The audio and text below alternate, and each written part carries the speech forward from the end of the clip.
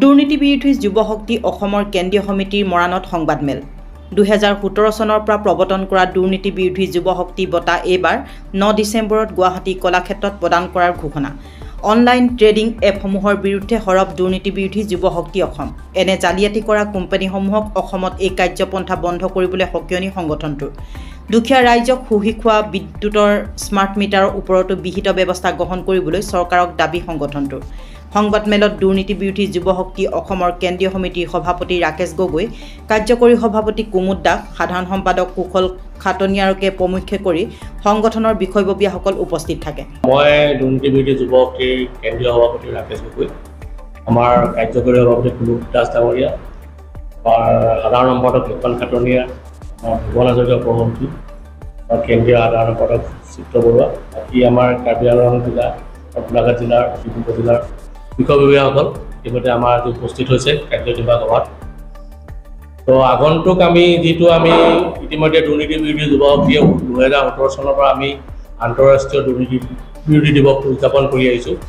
গত বছৰ দৰে এইবছৰো আমি গুৱাহাটীত আগন্তুক 9 ডিচেম্বৰ তাৰিখটো বৃহৎ কাৰ্যসূচীৰে আমি এদিনীয়াকৈ অনুষ্ঠিত কৰিবলৈ বিচাৰিছোঁ।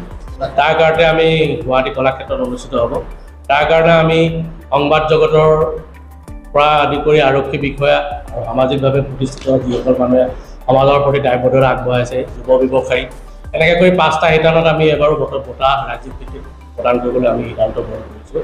আৰু তাৰ কাৰণে আমি ইতিমধ্যে আজি সভাই 5জনীয়া জুৰি সমিতিখন গঠন কৰিবৰ কাৰণে সিদ্ধান্ত কৰিছে, য'ত নেকি তেওঁলোকে এই বঁটা প্ৰাপ্তসকলৰ প্ৰতিখন জিলাৰ পৰা যিসকল বঁটা প্ৰাপ্তকৰ নাম প্ৰেৰণ কৰা হ'ব, তেওঁলোকৰ নামবিলাক বিবেচনা কৰি তেওঁলোকে পৰৱৰ্তী সময়ত আমি তেওঁলোকক বঁটা প্ৰদান কৰিম।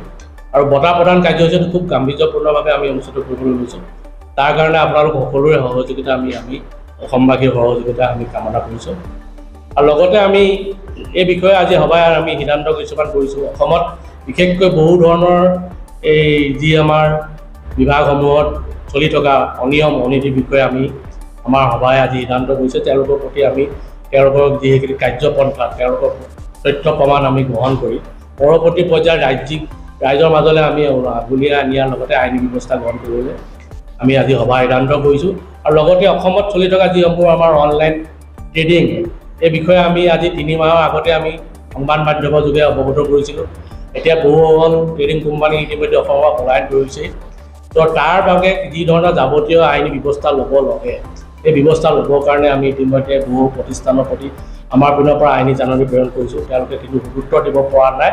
তাৰ কাৰণে আমি যিসকল বিভাগত আমি অভিযোগ দিব লাগে, যি ধৰণে চৰকাৰে বিভাগসমূহ তেওঁলোকৰ কাৰ্য পৰিচালনা চোৱা চিতা কৰে, সেইসকলৰ বিষয়ে আমি ইতিমধ্যে আজি সভাই আমি অভিযোগ আমাৰ দাখিল কৰিবৰ কাৰণে আৰু লগতে আইনী বিভাগে কেনেকৈ ধৰণে আগবাঢ়িব পাৰে তাৰ সিদ্ধান্ত গ্ৰহণ কৰিছোঁ।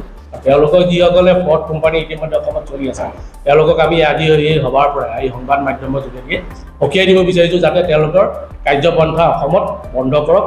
খাটি খোৱা মানুহৰ যাতে পইচাবিলাক তেওঁলোকে লুণ্ঠিত কৰি পেলাই অসমৰ পলাই নাযায়। আৰু তাত চবতছে এই বিষয়টোত বাহিৰৰ কোম্পানীবিলাকক বৰপুৰা পাৰি আনি দিছে, কিন্তু আমাৰ অসমৰ স্থানীয় ব্যক্তিসকলে। আৰু তেওঁলোককো আমি সতৰ্ক কৰি দিব বিচাৰিছোঁ। আৰু বহুতে ইতিমধ্যে আমাক ইতিকিংও কৰিছে আৰু ক'বও বিচাৰিছে যে তেওঁলোকে বিভাগীয় অনুমতি পত্ৰ প্ৰদান কৰা আছে। এই সকলোবিলাক বিষয়ে আমি তেওঁলোকক আইনী প্ৰক্ৰিয়াৰ দ্বাৰাই আমি অৱগত কৰিম। তেওঁলোকৰ লগত আমি মুখ চুপতি মাৰি আমি তেওঁলোকৰ লগত যুক্তি তৰ্ক কৰিবলৈ নাই। আইনে যি ব্যৱস্থা গ্ৰহণ কৰিব সেইমতে আমি আগবাঢ়িম। আৰু লগতে সভাই আৰু এটা সিদ্ধান্ত কৰিছে, চৰকাৰীক আমি যি সিদ্ধান্তই অসমৰ সৰ্বসাধাৰণ ৰাইজক যিটো আমাৰ বিদ্যুতৰ স্মাৰ্ট মিটাৰ প্ৰদান কৰি যি ধৰণে লুণ্ঠন কৰিবলৈ লৈছে, এই ক্ষেত্ৰত চৰকাৰে যদি বিহিত ব্যৱস্থা নকৰে, চৰকাৰৰ সৰ্বসাধাৰণ মানুহৰ যিসকল লোকৰ আগতে 1500 টকাৰ মাহেকীয়া বিল আহিছিলে, আজি তাৰিখত 4000 5000 টকা তেওঁলোকৰ বিল আহি গ'লে।